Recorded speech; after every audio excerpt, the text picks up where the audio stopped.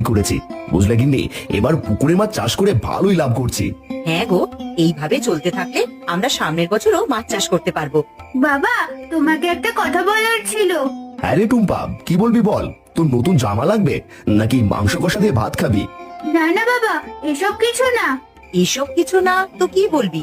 সোজাসুজি বল টুম্পা।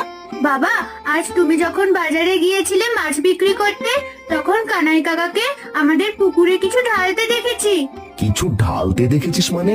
হ্যাঁ বাবা, কানাই কাকাকে দেখলাম একটা বোতল দিয়ে কি যেন জলে ঢালছে, তবে দূর থেকে ভালো মতো দেখতে পাইনি। ভালো মতন দেখতে পাসনি? বুঝেছি, ঘুমের চোখে ভুল কিছু দেখেছিস। যা, অনেক রাত হয়েছে, এখন ঘুমাতে যা। না না মা, আমি ভুল কিছু দেখিনি, সত্যি বলছি বাবা। যা দেখেছিস তা সকালে দেখবো মা, এখন তুই ঘুমোতে যা। ঠিক আছে বাবা, সকালে তাহলে আমাকে তোমার সাথে করে নিয়ে যেও।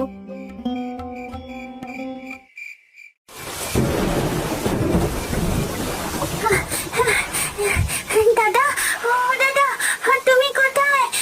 জলদি আমাকে এখান থেকে মুক্ত করো।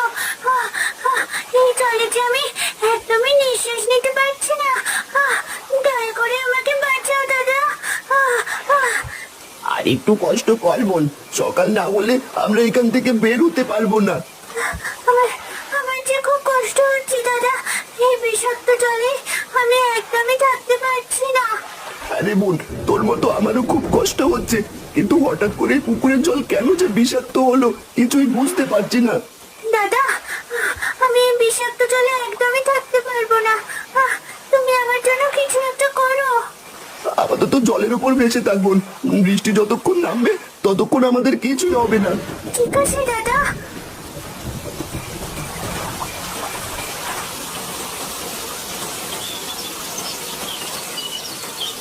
আরে এ কি মোড়ল মশাই, আজ তো রতন মাছ বিক্রি করতে আসেনি। তাহলে কানাইয়ের মধ্যে কাজে দিয়েছে। তোর জগায় এখন এই বাজারে একাই মাছ বিক্রি কর, আর ওই রতনের কথা ভুলে যা। কারণ ওই রতন আর কখনোই মাছ বিক্রি করতে আসবে না। হ্যাঁ রে কানাই, এখন থেকে বাজারে সবাই আমার দোকান থেকে মাছ কিনবে। কোন জগায় তুই সব মাছের দাম একেবারে দ্বিগুণ করে দে। আগে ঠিক আছে মোড়ল মশাই, আমি সব মাছের দাম দ্বিগুণ করে দিছি। কানাই, এবার বাড়ি চল।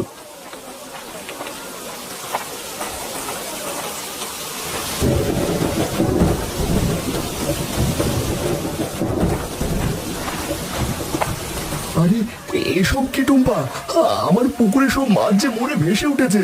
হায় হায় হায়, এ আমার কি সর্বনাশ হয়ে গেল। আমার পুকুরের এত বড় ক্ষতি কে করলো? কেঁদো